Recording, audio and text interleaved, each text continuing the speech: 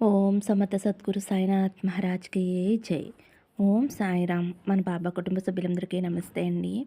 మీ అందరిపైన షిరిడి సాయినాథ్ ఆశీస్సులు ఉండాలని, మీరు ఎప్పుడూ సంతోషంగా ఉండాలని మనస్ఫూర్తిగా బాబా గారిని కోరుకుంటున్నాను. ఫ్రెండ్స్, మీకు ఎటువంటి కష్టాలు సమస్యలు ఉన్నా సరే, మీరు ఎక్కడెక్కడో జ్యోతిష్యం చెప్పించుకుని ఎటువంటి ఫలితం లేకపోతే ఇబ్బంది పడి ఉంటే గనక ఒక్కసారి నేను చెప్పబోయే ఈ గురువు గారిని కాంటాక్ట్ అవ్వండి. ఈ గురువు గారు అంజనం వేసి మీ సమస్యకి ఫోన్ ద్వారా పరిష్కారం చూపిస్తారండి. శ్రీ షిరిడి సాయిబాబా ఆశీస్సులతోటి గురూజీ సిద్ధాంతి సుబ్రహ్మణ్యం రాజు గారు జ్యోతిష్యం చెప్తారు.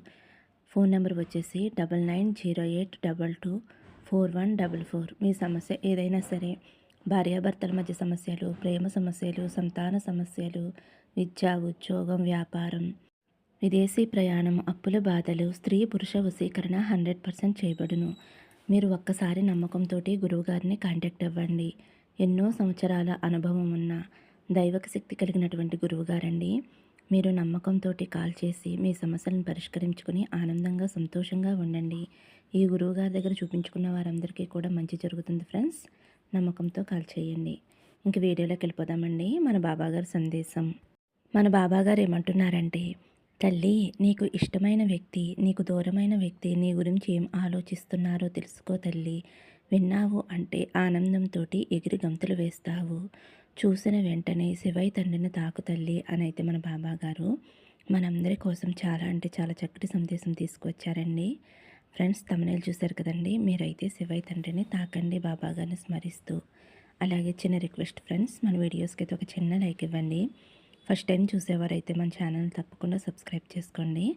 ఇంకా శివయ్య తండ్రిని తాకిన వారి గురించి అయితే మన బాబాగారు ఈ విధంగా చెబుతున్నారు.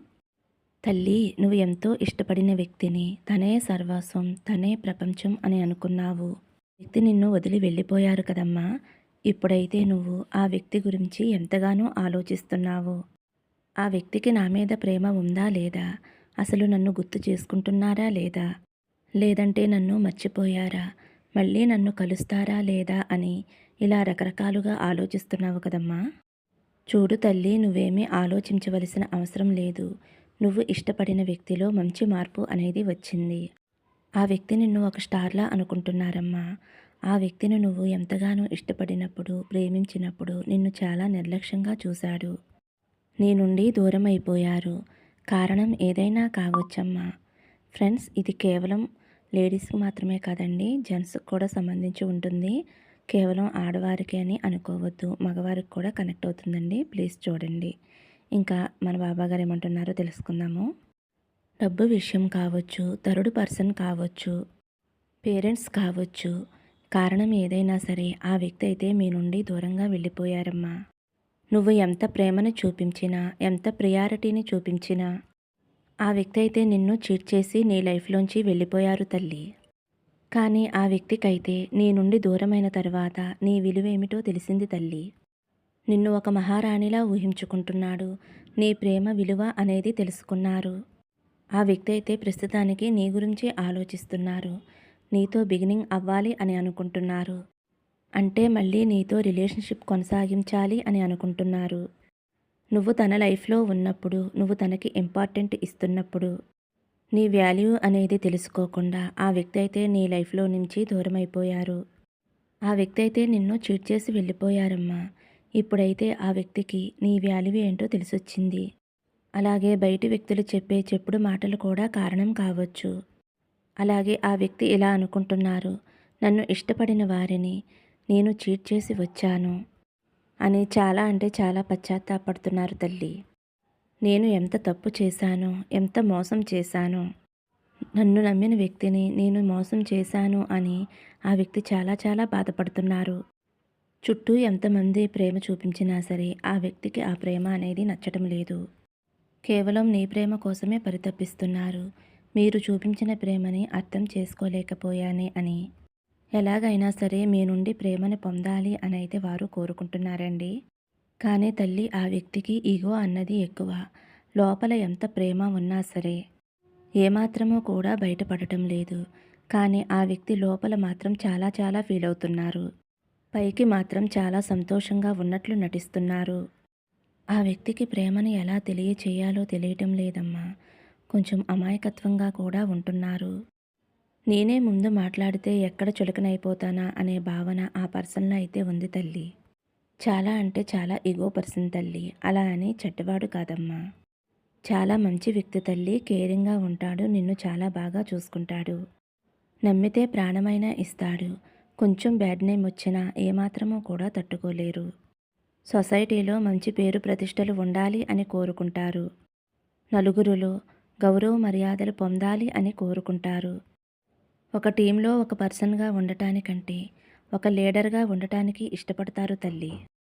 ఏదైనా ఒక బ్యాడ్ నేమ్ వచ్చింది అంటే చాలా బాధపడిపోతారమ్మా.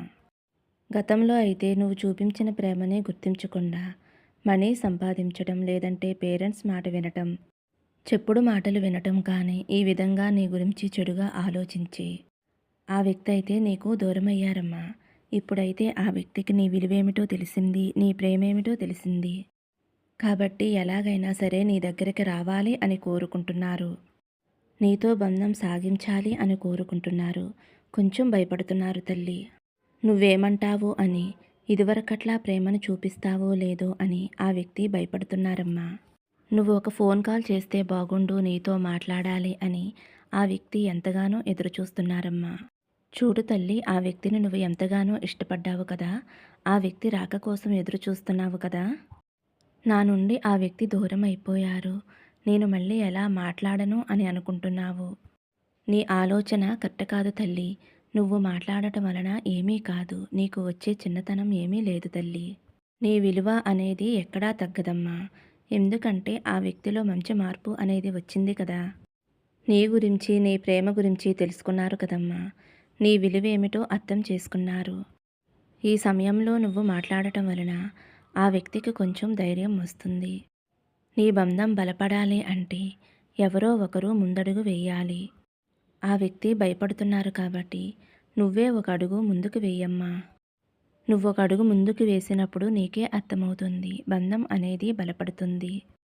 మీది వివాహ బంధంగా మారబోతుంది తల్లి. నేను మీకు మాట ఇస్తున్నాను. ఎందుకంటే మీ ఇద్దరిది కూడా స్వచ్ఛమైన బంధం తల్లి.